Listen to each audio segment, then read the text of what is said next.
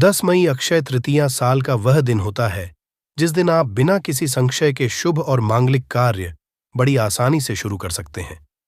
परंतु क्या कभी आपने सोचा है कि आखिर अक्षय तृतीया की तिथि में ऐसा क्या खास है?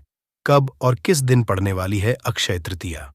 अक्षय तृतीया का हमारे हिंदू धर्म में इतना महत्व है और अक्षय तृतीया के दिन लोग ज्यादा से ज्यादा सोने की खरीदारी क्यों करते हैं, इन सब के बारे में हम आप लोगों को इस वीडियो के माध्यम से विस्तार पूर्वक बताने जा रहे हैं। इसके अलावा एक ऐसी चीज के बारे में भी बताने वाले हैं जिसे अगर आप अक्षय तृतीया के दिन ले आते हैं तो आपको सोना खरीदने की आवश्यकता नहीं पड़ेगी। यानी आप सोना नहीं खरीद सकते, सोना खरीदने में सक्षम नहीं, तो आप इस चीज को ला सकते हैं। हमारे शास्त्रों में सोने के विकल्पों में कुछ ऐसी चीजों के बारे में बताया गया है जिसे अगर आप अक्षय तृतीया के दिन अपने घर पर खरीद कर ले आते हैं तो इससे आपके जीवन में धन चुंबक की तरह खींचा हुआ चला आएगा। भगवान विष्णु जी और माता लक्ष्मी जी के आशीर्वाद से आपके जीवन में कभी भी धन से संबंधित समस्या होगी। मित्रों, वेद पुराणों में स्पष्टता से लिखा है कि अगर आप अक्षय तृतीया के दिन सही समय पर इन गुप्त चीजों को लाकर स्थापित करते हैं तो यकीन मानिए आपको धनवान बनने से कोई नहीं रोक पाएगा। बस आपको इन चीजों को सही समय पर और सही मुहूर्त पर लाकर स्थापित करना है और इनकी पूजा करनी है। अगर आप ऐसा करते हैं तो आपके घर में माता लक्ष्मी जी स्थिर वास करेगी और भगवान विष्णु जी के आशीर्वाद से आपके जीवन में चल रही तमाम तरह की समस्या से आपको मुक्ति मिल जाएगी। अगर आप भी उन चीजों के बारे में जानना चाहते हैं तो आप हमारे इस वीडियो में अंत तक जरूर बने रहिए और ध्यान से सुनते रहिए ताकि कोई भी पॉइंट मिस ना हो। मित्रों, वीडियो शुरू करने से पहले अगर आप पहली बार हमारे चैनल पर आए हैं और अभी तक आपने हमारे चैनल को सब्सक्राइब नहीं किया है तो अभी हमारे चैनल को सब्सक्राइब कर लीजिए ताकि रोजाना आपको ऐसे ही ज्ञानवर्धक और महत्वपूर्ण जानकारी मिलती रहे। साथ ही साथ पूरी श्रद्धा के साथ कमेंट बॉक्स में जय भगवान विष्णु और जय माता लक्ष्मी जरूर लिख दीजिए। आपकी जानकारी के लिए बता दें, वैशाख के महीने में शुक्ल पक्ष की जो तृतीया तिथि आती है उसी को अक्षय तृतीया कहा जाता है। अगर साफ शब्दों में कहे तो अधिकतर लोग अक्षय तृतीया को और के नाम से भी है। मान्यता है कि अक्षय तृतीया के पूजा पाठ करने से इसका जो फल मिलता है वह पूरे जीवन भर आपका साथ निभाता है और आपको कभी भी जीवन में किसी भी समस्याओं का सामना नहीं करना पड़ता। कहा जाता है कि अक्षय तृतीया के दिन धर्मशास्त्रों में बताए गए उपायों को करने से उसका 100 गुना फल प्राप्त होता है। पौराणिक कथा के अनुसार एक बार जब पांडवों के बड़े भाई युधिष्ठिरा ने श्री कृष्णा से तृतीया का महत्व पूछा था, तब भगवान श्री कृष्णा बताया था कि अक्षय तृतीया पूरे साल भर की सबसे ज्यादा पुण्य प्रदान करने वाली तिथि होती है। इस दिन कोई भी मानव स्नान दान धर्म जैसे कार्य करता है तो उसके जीवन में उसे मृत्यु के बाद मोक्ष की प्राप्ति होती है और वह अपने जीवन में बहुत ज्यादा उन्नति करता है।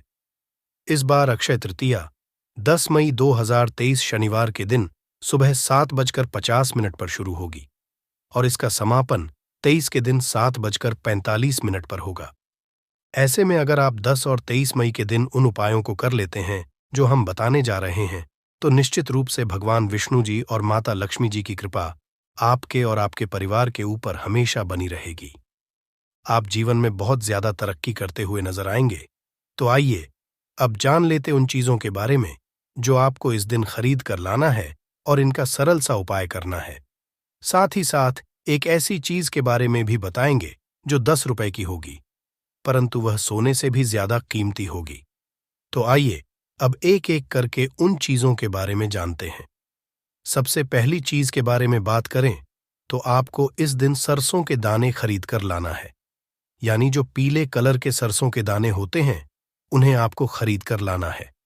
अगर आप अक्षय तृतीया के दिन इसे अपने घर लाते हैं तो इससे माता लक्ष्मी जी बेहद प्रसन्न होती हैं और आपको आशीर्वाद प्रदान करती है। अगर पहले से ही आपके घर में पीली सरसों के दाने हैं तो आप इसे पूजा में इस्तेमाल कर सकते हैं और बाद में उसे लाल कपड़े में बांधकर माता लक्ष्मी जी के समक्ष रख सकते हैं। ऐसा करने से घर में सकारात्मक ऊर्जा बनी है और घर की बरकत भी होती है।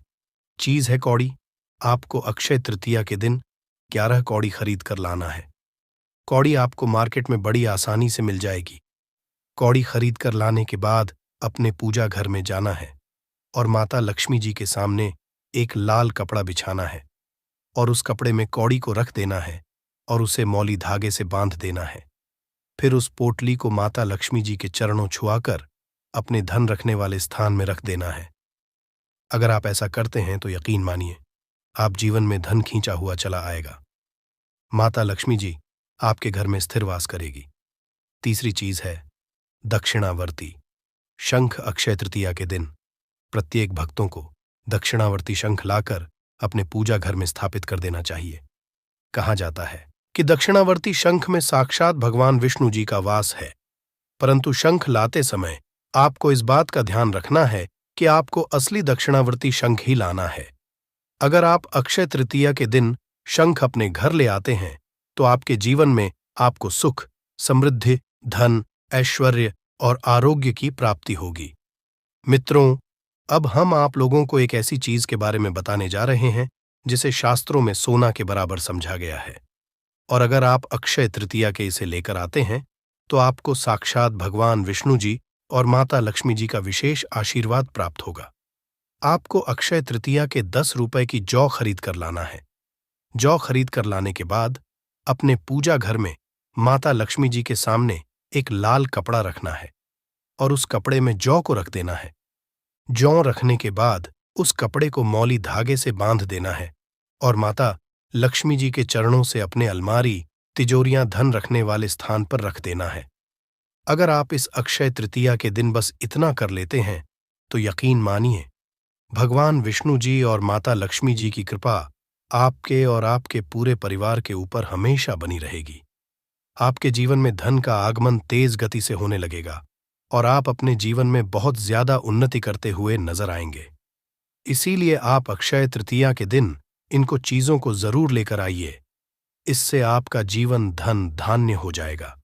मित्रों, कहा जाता है वैशाख की तरह कोई माह नहीं, सतयुग की तरह कोई युग नहीं, वेद की तरह कोई शास्त्र नहीं और गंगा की तरह कोई तीर्थ नहीं, और इसी तरह अक्षय तृतीया की तरह कोई दूसरी तिथि है नहीं। अक्षय मतलब कि कभी ना नष्ट होने वाली तिथि, और अक्षय तृतीया को सर्वश्रेष्ठ मुहूर्त कहा गया है। शास्त्रों में इस तिथि को स्वयं सिद्ध मुहूर्त समझा गया है।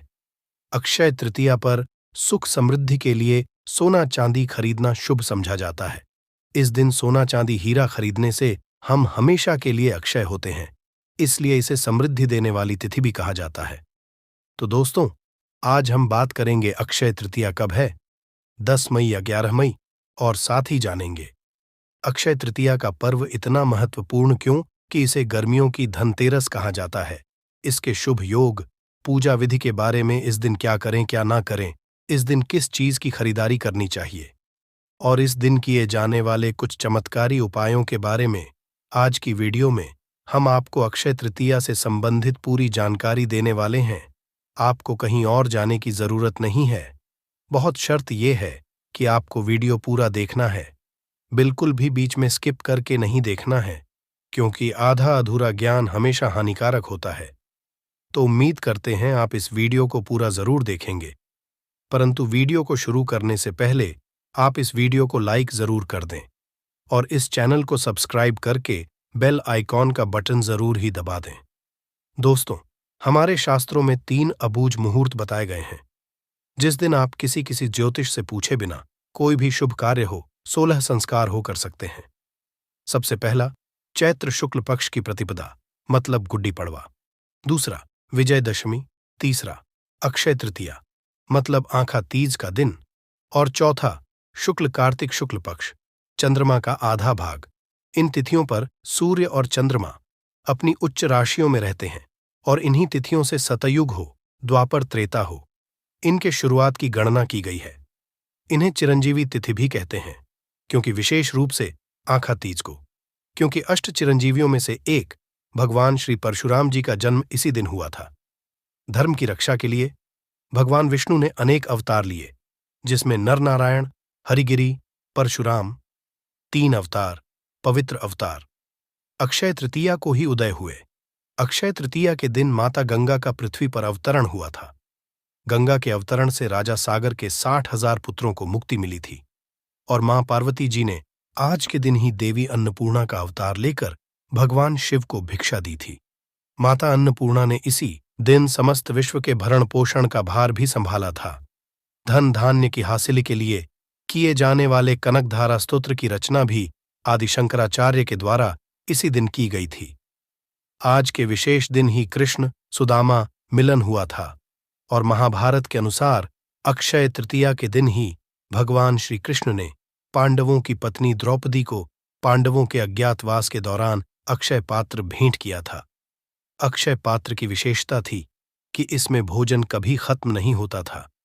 जितनी मात्रा में जितना भोजन चाहिए चमत्कारिक ढंग से हासिल होता था। अक्षय तृतीया दिन ही वह खास अवसर था जिस दिन महर्षि व्यासा जी ने महाभारत लिखना शुरू किया था और महाभारत में ही श्रीमद् भागवत गीता भी समाहित है। और इस दिन अगर आप गीता जी में समाहित 18वें अध्याय का पाठ करते हैं तो इससे अक्षय पुण्य की हासिल होती है।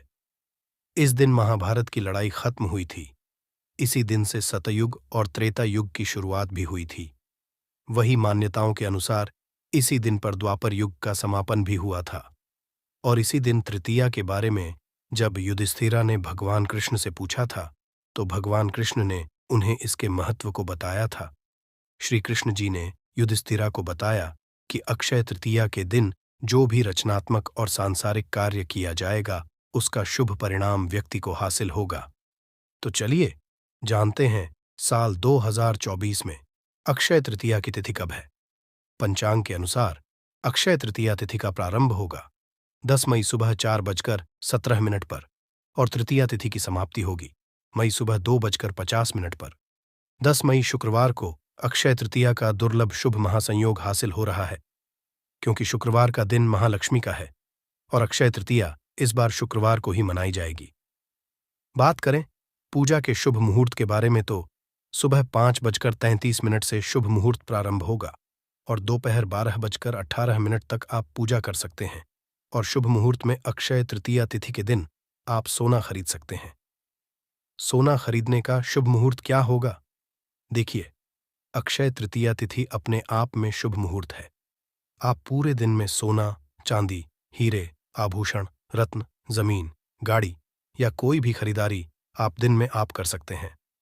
परंतु राहु काल में खरीदारी नहीं करना चाहिए और राहु काल का समय रहेगा सुबह 10:45 से 12:23 तक। तो इस समय को छोड़कर आप दिन में कभी भी खरीदारी कर सकते हैं। कोई दिक्कत परेशानी नहीं है। पूरे दिन में जब भी आपको समय मिले आप इस दिन जरूर कुछ ना कुछ खरीदारी जरूर करें। इससे घर में सुख समृद्धि आएगी। जन्म जन्मांतर हमारे घर में सुख समृद्धि की बढ़ोतरी होगी। अक्षय अपने आप में सर्वश्रेष्ठ शुभ संयोग होता है।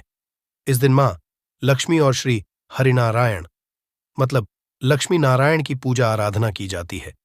इसके अलावा परशुराम जी की पूजा किया जाता है और इसके अलावा नर और नारायण की भी पूजा होती है।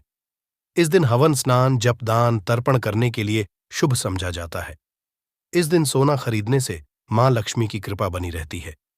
इस दिन हिंदू धर्म में आस्था रखने वाले लोग शुभ कार्य प्रारंभ करते हैं। इसके साथ ही नई चीजों की खरीदारी का भी इस तिथि पर बड़ा महत्व है।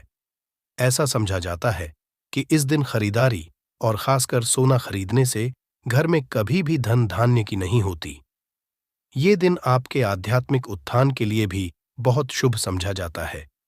अगर आप इस दिन प्रभु का ध्यान करते हैं तो आपको उनका आशीर्वाद हासिल होता है। इस दिन दान करने से भी आप जीवन में सुख समृद्धि हासिल कर सकते हैं। कोई भी नया काम हो, नया घर हो, नया कारोबार हो, इसको शुरू करने से उसमें बरकत मिलेगी, ख्याति मिलेगी। पंचांग देखे बिना ही आज के दिन कोई भी शुभ और मांगलिक कार्य जैसे विवाह, गृह प्रवेश, वस्त्र आभूषणों की खरीदारी, भूखंड, वाहन, कोई भी चीज की खरीदारी, कोई जमीन, जायदाद, कोई नए कपड़े, कोई भी आभूषण, कोई नई संस्था की स्थापना, कोई समाजवादी की स्थापना, कोई उद्घाटन करना सभी श्रेष्ठ रहता है। मांगलिक कार्यों की शुरुआत के लिए अति उत्तम दिन है और इस दिन जो भी आप काम करेंगे इसमें खूब बरकत होगी। आज के दिन अपने कर्म हो, सेवा हो, दान से मनुष्य धर्म का पालन करना चाहिए। इस दिन पितरों के निमित्त कहीं पर भी भोजन दान करें। आश्रमों में आप भोजन अनाज का दान कर सकते हैं। आप किसी गरीबों के आश्रम जा सकते, अंधों के आश्रम जा सकते हैं, वहां भोजन करा सकते हैं। तर्पण कराइए, अपने पितरों के निमित्त पिंड दान कराइए। इसे अक्षय फल हासिल होते हैं। आज के दिन गंगा स्नान या कोई भी तीर्थों में स्नान भी करना चाहिए। इसे जो भी पाप करते हैं वह समस्त पाप आपके नष्ट हो जाते हैं। दोस्तों, इस दिन जौ का दान करना चाहिए। 1 मुट्ठी जौ कम से कम आप दान कीजिए। इससे स्वर्ण दान का महत्व तो स्वर्ण तो आप दान नहीं कर सकते, तो धरती का प्रथम अन्य जौ समझा गया है और जौ के दानों को स्वर्ण के दानों के बराबर समझा जाता है। तो आज के दिन 1 मुट्ठी जो कभी अगर आप दान कर लेते हैं तो भी स्वर्ण दान के बराबर फल हासिल कराता है। इस दिन आप जो पंखा, छाता, जलस्तु, फल, वस्त्र किसी भी चीज का दान कर सकते हैं। भूमि दान का भी महत्व होता है, परंतु भूमि हर किसी के बस की नहीं होती है, तो आप कम से कम 1 मुट्ठी चावल ही दान कीजिए, पर कीजिए जरूर अक्षय तृतीया के दिन। मां पार्वती, नर नारायण की पूजा का विधान है और अक्षय तृतीया के दिन ही चारों धामों में से एक श्री बद्री नारायण के पट खुलते हैं। और आपको बता दूं, वृंदावन में जो कि बिहारी जी का मंदिर है, उस दिन सिर्फ आज के दिन ही आपको श्री विग्रह के चरणों के दर्शन होते हैं, नहीं तो पूरे साल वो कपड़ों से ढके हुए रहते हैं।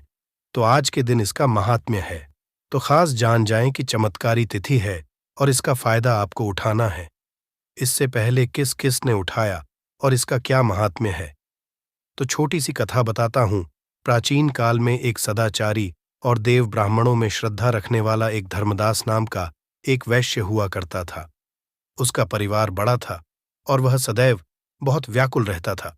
उसने किसी से व्रत के अक्षय तृतीया के व्रत के महात्म्य को सुना, तो जब यह भारत आया तो उसने व्रत किया, गंगा स्नान किया, देवी देवताओं की पूजा की, अपने इष्ट देवकुल देवी देवताओं की पूजा की और गोले के लड्डू, पंखा, जल से भरे हुए खड़े जाओगे, नमक, सत्तू, दही, चावल, गुड़, सोना, वस्त्र, यह सभी चीजें दिव्य ब्राह्मणों को दान किया। उसकी स्त्री को यह बात बिल्कुल अच्छी नहीं लगी और वह बार बार मना करने लगी। कुटुंब भजनों से चिंतित रहने और बुढ़ापे के कारण अनेक रोगों से पीड़ित होने पर भी वह उसके बाद से हमेशा अक्षय तृतीया करता रहा। कभी भी अपने धर्म, कर्म और दान पुण्य से विमुख नहीं हुआ और यही व्यस्त फिर दूसरे जन्म में कुशवती का राजा बना। अपने अक्षय तृतीया के जो दान का प्रभाव था, उसकी वजह वह बहुत धनी और प्रतापी बना और वैभव संपन्न होने पर भी उसकी बुद्धि कभी धर्म से विचलित नहीं हुए। और इसलिए यह भी समझा जाता है कि आज के दिन जो भी मनुष्य दान करता है वह पुण्य को हासिल करता है और उसका अगला जन्म बहुत ही पुण्यमयी होता है।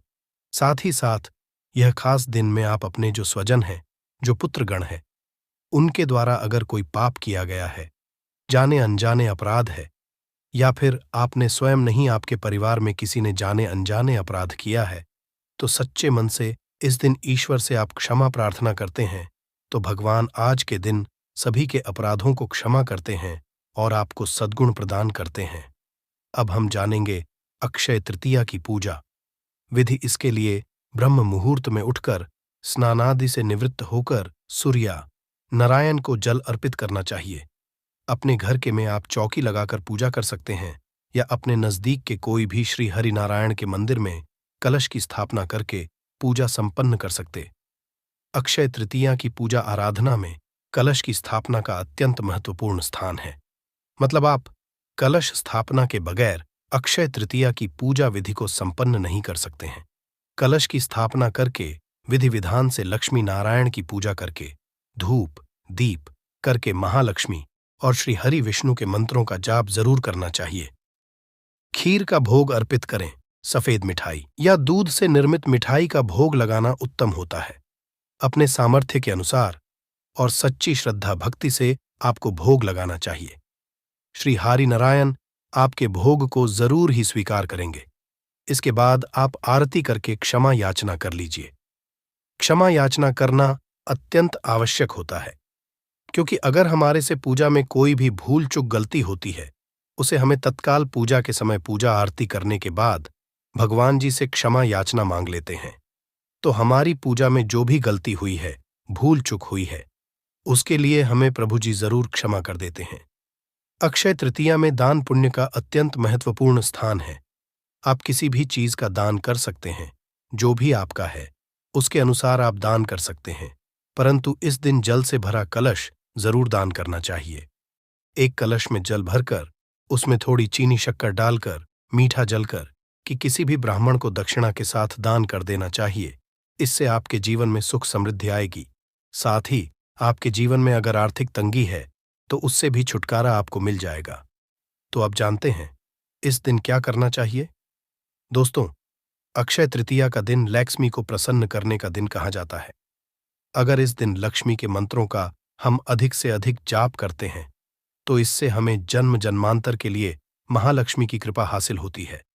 इस दिन महालक्ष्मी श्री हरि नारायण के पूजा पाठ करके विष्णु सहस्त्र नाम का हमें पाठ करना चाहिए। इस दिन श्री सूक्त या कनक धारा का पाठ भी कर सकते हैं। कोई भी महालक्ष्मी के मंत्र का जाप आप कर सकते हैं। महालक्ष्मी का बीज मंत्र है ओम महालक्ष्मी नमः। आप इस मंत्र का जाप 108 की संख्या में अधिक से अधिक करके अपने जीवन का उद्धार कर सकते हैं, जीवन में सुख और खुशियां ला सकते। तो आप जरूर उस दिन इस मंत्र का जाप करिए। आपके घर के आसपास जो भी मंदिर है, देवी देवताओं का मंदिर है, उनकी पूजा आराधना जरूर करनी चाहिए। दीपदान करिए। शिवालय जाकर पंचामृत से शिव जी का अभिषेक जरूर करना चाहिए। गंगा जल से आप विशेष रूप से अभिषेक करिए, क्योंकि इस दिन शिव जी का आप पंचामृत गंगा जल से अभिषेक करते हैं तो 100 पूजा के बराबर समझा जाता है। आपको आर्थिक तंगी है तो आप गन्ने के रस से शिव जी का अभिषेक करें और शिव तांडव का पाठ करिए। इस तरीके से आप भोलेनाथ जी से प्रार्थना करें कि मेरे घर में महालक्ष्मी का वास हो, स्थायी रूप से महालक्ष्मी वास करें। मेरे घर में तो यह कार्य अक्षय तृतीया पर आपको जरूर करना चाहिए, परंतु ऐसे कुछ कार्य ऐसे होते हैं जो कि अक्षय तृतीया पर हमें भूल कर भी नहीं करना चाहिए।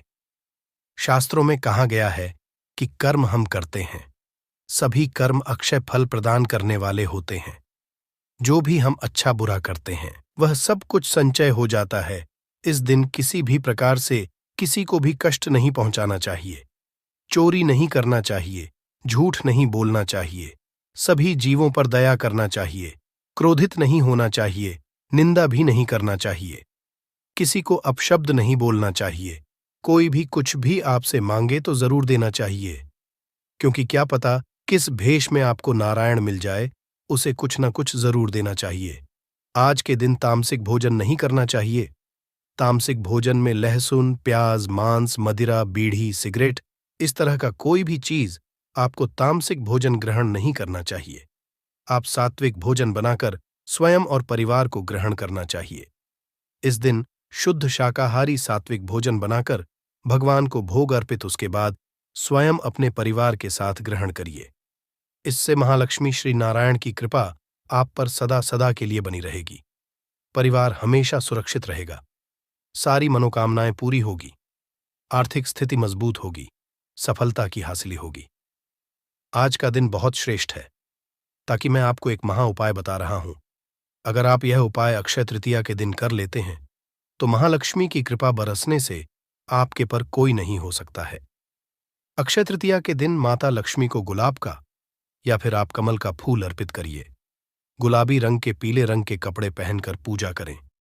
साथ ही मोती या फिर स्फटिक की माला से आप महालक्ष्मी का कोई भी बीज मंत्र का जाप करिए। अक्षय तृतीया के दिन गणेश जी के बाल स्वरूप को घर लेकर आए और अपने घर के मुख्य द्वार पर लगा दें। अगर आप ऐसा कर लेते हैं तो मां लक्ष्मी स्वयं आपके साथ गणेश जी के साथ विराजमान हो कि आपके घर में हमेशा हमेशा के लिए निवास करते हैं। उस दिन माता लक्ष्मी का श्री हरि विष्णु का प्रिय भोग चावल की खीर का भोग लगा दीजिए। साथ में आप केले जरूर चढ़ाएं, क्योंकि पीला रंग अति प्रिय है। तो आप इस दोनों कार्य को जरूर करें। व्यापार, फैक्ट्री, नौकरी, दुकान या कुछ भी ना चल रहा, चारों तरफ से नुकसान ही नुकसान हो रहा हो, तो आपको यह एक उपाय केवल एक दिन कर लेना है। और गुरुजी ने कहा कि आप कुछ ही दिनों में देखेंगे कि आपके जीवन में कितना बड़ा चमत्कार हुआ है। धन हासिल के नए नए मार्ग बन जाते हैं, जीवन की सारी बाधाएं समाप्त हो जाती हैं और आपको सुख समृद्धि की हासिलें होती है। तो चलिए जानते हैं इस विषय उपाय के बारे में। परंतु उससे पहले एक निवेदन है कि अगर आप चैनल पर नए हैं तो कृपया चैनल को सब्सक्राइब जरूर कर लें और कमेंट बॉक्स में जय मां लक्ष्मी जरूर लिखें। माता लक्ष्मी दोस्तों, हम लोग अक्सर खाना थोड़ा ज्यादा ही बनाते हैं और फिर कुछ खाना बच भी जाता है। सब्जी या ग्रेवी अक्सर खत्म हो जाती है और केवल रोटी बच जाती है। अगले दिन बासी रोटियों को घर के सदस्य या बच्चे खाने कतराते हैं। अगर आपके में भी ऐसा होता है तो ये जानकारी आपको हिलाकर रख देगी। अगर आप भी ऐसी रोटी खाते हैं तो आपको मालामाल होने से कोई भी नहीं रोक सकता। इसी के साथ ही इस वीडियो में हम जानेंगे कुछ ऐसी गलतियों के बारे में जो अगर आपके घर में भी महिलाएं करती हैं तो आज ही बंद कर दें, वरना पूरा घर हो जाएगा नष्ट। तो पूरी जानकारी के लिए इस वीडियो को अंत तक जरूर देखिएगा दोस्तों। रसोई घर में ये गलती कभी भी नहीं करनी चाहिए। यकीन शास्त्रों द्वारा रसोई में इन गलतियों को करने वाला व्यक्ति हर हाल में वह निर्धन हो जाता है, उसे गरीबी का सामना करना पड़ता है, पूरे परिवार को इसका खामियाजा भुगतना पड़ता है। शास्त्रों में स्पष्ट बताया गया है कि जिस घर में मां अन्नपूर्ण जी का वास हो जाए तो मां के साथ साथ सभी देवी देवता एक साथ निवास करते हैं। ऐसा करने वालों के घर में अनाज का भंडार धन दौलत से भरा रहता है। जिस भी व्यक्ति के घर में ये गलतियां अगर होती तो इसे आप मामूली ना समझे और ना ही नजरअंदाज करने की गलती करें। आपका पूरा घर निधन हो सकता है। दोस्तों, व्यक्ति अगर जीवन में सफलता करना चाहता है तो उसके लिए सबसे ज्यादा जरूरी है उसके स्वास्थ्य का सही होना, और उसका शरीर अगर स्वस्थ होता है तो व्यक्ति सदैव ही अपने लक्ष्य को हासिल कर सकता है। ऐसे में शास्त्रों के अनुसार अगर आपका रसोई घर अच्छा है, उसमें ये गलती नहीं होती है, तो मां अन्नपूर्णा आपसे प्रसन्न हो जाती है, आपको मालामाल कर देती है। तो चलिए जानते हैं कौन सी है वो गलतियां हैं। परंतु उससे पहले दोस्तों, आपसे रिक्वेस्ट है कि वीडियो को लाइक करें, अपने दोस्तों के साथ शेयर करें, और अगर आपने अभी तक चैनल को सब्सक्राइब नहीं किया तो सब्सक्राइब करके बेल आइकॉन जरूर प्रेस करें। दोस्तों, नंबर 1, महिलाएं ऐसी होती हैं जो खाना बनाने से पहले स्नान नहीं करती, हाथ पांव नहीं धोती। रसोई घर में खाना बनाते समय इधर उधर जैसे बाल में या मुंह पर हाथ लगाती है और फिर बगैर हाथ धोए बिना हाथों को साफ किया खाना बनाती है, तो ऐसे में खाना दूषित हो जाता है। इस तरह का खाना खाने पर घर परिवार में बीमारी आती है। माता अन्नपूर्णा जी नाराज हो जाती हैं। ऐसे घरों में दरिद्रता का वास हो जाता है। ऐसे घर में रहने वाले व्यक्ति कामयाबी हासिल नहीं कर पाते और राहु केतु का भी बुरा प्रभाव पड़ता है। इसीलिए गलती कभी भी नहीं करनी ही चाहिए। सदैव स्वच्छ हाथों से ही खाना बनाना चाहिए। ऐसा करना माता अन्नपूर्णा को अति प्रसन्न करती है। दोस्तों, नंबर 2, शास्त्र में बताया गया है जहां पर महिलाएं भोजन बनाती हैं वह स्थान स्वच्छ ना हो तो राहु केतु का बुरा प्रभाव पड़ता ही है। साथ ही क्षण भी रुष्ट हो जाते हैं। ऐसे घरों में कमाने वाले व्यक्ति पर बुरा असर होता है। पूरा हर धीरे धीरे निर्धनता का शिकार होता चला जाता है। इसीलिए घर सदैव साफ सुथरा रखना चाहिए और गंगा जल से छिड़काव जरूर करना चाहिए। ऐसा करने से माता अन्नपूर्णा आकर्षित होती है और आपको आपके हर कार्य में कामयाबी मिलेगी। साथ ही उसके परिवार के हर सदस्य को उनके काम में कामयाबी मिलती है। नंबर 3, दोस्तों, अपने घर में धारदार चीज नहीं रखनी चाहिए। इससे परिवार में तनाव बढ़ता है और झगड़े आदि होने लगते हैं। ऐसे में रसोई घर में 1 या 2 से ज्यादा चाकू छुरी नहीं रखने चाहिए, ऐसे जिसका आप उपाय नहीं करते हैं, परंतु आपने अब तक रसोई घर में उसे रखा हुआ है, तो ऐसे ही बेकार परिधारदार वस्तुओं को तुरंत ही बाहर कर देना, क्योंकि ऐसी चीजें घर में रखने से नकारात्मकता आकर्षित होती है। इससे काफी बुरा प्रभाव पड़ता है। नंबर 4, रसोई घर के सामने जूते, चप्पल, झाड़ू, पोछा कभी भी नहीं रखना चाहिए। इससे माता अन्नपूर्णा नाराज होती है और पूरे घर को गरीबी का सामना करना पड़ता है। इसे पाप भी समझा जाता है। इसीलिए आपको कभी भी चप्पल, जूते या झाड़ू, पोछा घर के सामने नहीं रखनी चाहिए, क्योंकि इससे घोर अनर्थ हो सकता है और माता नाराज हो सकती है। नंबर 5, रसोई घर में खाना बनाते समय में महिलाओं को भोजन झूठा नहीं करना चाहिए। ऐसा करने मां अन्नपूर्णा जी का पूर्ण अपमान होता है। इससे घर में दरिद्रता का वास हो जाता है और माता लक्ष्मी भी घर से रूठकर चली जाती है। बहुत सी महिलाएं खाना बनाते समय खाने में नमक या मसाले चेक करने के लिए भी खाने लगती है। ऐसा नहीं करना, शुभता का ख्याल रखें और खाना बनाते समय पूरे खाने को कभी भी झूठा न करें, क्योंकि ऐसे में उनका अपमान समझा जाता है। घर की सुख शांति भंग हो जाती है। इसीलिए अगर आप खाना बनाएं तो सबसे पहले आप खाने को थोड़ा कहीं पर चढ़ा दें, थोड़ा सा किसी को खिला दें, तब भी आप भोजन छक सकते हैं। नंबर 6, अगर बार बार आपके भोजन में बाल निकल आते हैं, इसे आप मामूली ना समझें। ऐसा समझा जाता है कि खाने में बार बार बाल आना राहु केतु का बुरा प्रभाव होता है। ऐसा घर सदैव निधन का निधन ही रहता है। खाने में कभी भी बाल नहीं आना चाहिए, क्योंकि यह मां अन्नपूर्णा का सबसे बड़ा अपमान समझा जाता है। ये घोर अनर्थ समझा जाता है। ऐसे में शुद्धता भी भंग हो जाती है और परिवार को भयंकर बीमारियों का सामना करना पड़ सकता है। ये भूल कर भी ना करें और खाना बनाते समय सदैव औरतों को अपने बाल बांधकर ही खाना बनाना चाहिए। दोस्त, वास्तुशास्त्र के अनुसार कुछ वस्तुएं ऐसी हैं जो रसोई घर में बिल्कुल भी नहीं रखनी चाहिए। इन्हें रखने से परेशानियों में वृद्धि भी होने लगती है। नंबर 1, शीशा घर को सुंदर रखने के लिए कुछ लोग किचन में शीशा लगा देते हैं, परंतु शास्त्र की माने तो रसोई घर में शीशे का उपाय नहीं करना चाहिए। ऐसा इसलिए कि क्योंकि किचन में चूल्हा अग्निदेव का सूचक समझा जाता है। अगर शीशे में अग्नि का प्रतिबिंब दिख जाता है तो घर में अशुभ समझा जाता है। इसके कारण घर में कलह क्लेश बढ़ाने लगते हैं। इसी के साथ साथ घर की आर्थिक स्थिति भी बिगड़ने लगती है। तो यह गलती आप ना करें। नंबर 2, गुंथा हुआ आटा। कई बार महिलाएं किचन में रोटी बनाने को गुंथा हुआ आटा या बचा हुआ आटा फ्रिज में छोड़ देती हैं और सुबह उसी का उपाय रोटी बनाने के लिए करती है। वास्तु के अनुसार ये सही नहीं होता। रसोई घर में